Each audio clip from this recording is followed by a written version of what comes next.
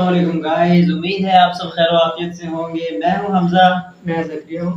आज हम आपके लिए लाए हैं एक ऐसी वीडियो जो देखकर आपको वाकई बहुत इंटरेस्टिंग लगेगी, जिसमें यानी कि मलिक शाह, मलिक तबार और मलिक संजार तीनों की फाइट दिखाई जाएगी ऐसे ही। और फाइट देखने से पहले हम आपको एक बात तो लाजमी बताएंगे, अगर वीडियो पसंद आए तो लाइक कमेंट एंड शेयर लाजमी कीजिएगा और सब्सक्राइब लाजमी कीजिएगा। तो देखते हैं वीडियो, उसके बाद हम आगे बात करेंगे। पहले हमने देखी थी मलिक संजार की, मलिक शाह की, तबार की फाइट तो देखी है, लेकिन अकेले अकेले की देखी है। तो आज हम सब इकट्ठी फाइट देखेंगे उनकी एक ही जगह पे।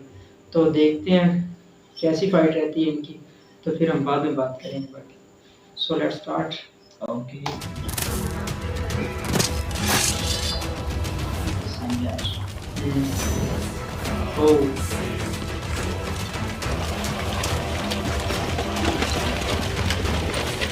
जाल बिछाया हुआ था, जाल बिछाया हुआ था। Bu kez o kadar kolay olmayacak Sencer.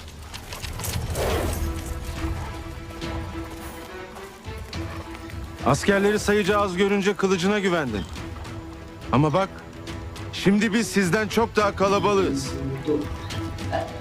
Ve bizim ölüm çemberimizin içine düştünüz. Yazık. Melikşah bugün iki evladının da ölüm acısını çekecek.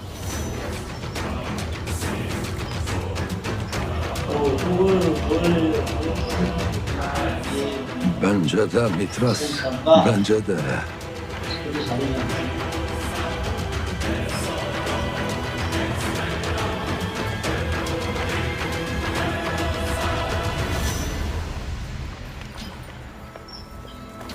Hiçbiriniz buradan sağ çıkamayacaksınız. अब क्या आना है, हम देख इसलिए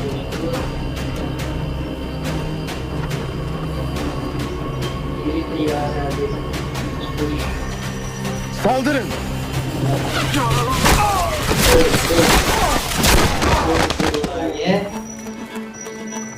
मलिक शाह सुल्तान साहिब आ चुके हैं मैदान में। सुल्तान मलिक शाह सुल्तान मैदान में आ चुके हैं, तो अभी मजा आने वाला है। Malik Şah,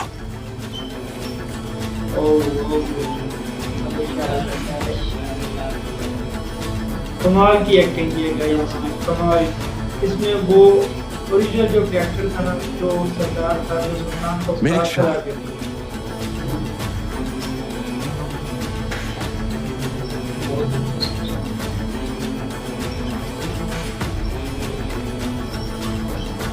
अभी तो haber edesin Hacı. Tapar ile Sencer güneyden gitsinler. Lakin dediğim gibi ormanın güneyinde Ali ile Rum ateşi malzemelerini saklayacak yer yoktur. Tuzağa çekmek için yem atmış olabilirler. Tapar ile Sencer güneyden giderken biz de kuzeyden gideceğiz. Pusuya düştüklerinde ortaya çıkacağız. Tapar ile Sencer'in de bu durumdan haberi olsun. Sırtlan sürülerine yem olacağımızı mı sandınız? Bilesin ki kurt pusuya düşünce अभी नहीं nasıl कहता, kaçacağını değil, अभी नहीं कहता। nasıl intikam alacağını düşünür. हाँ, ब्रेक कर। इसमें एक तो भी छोड़। चलो जी।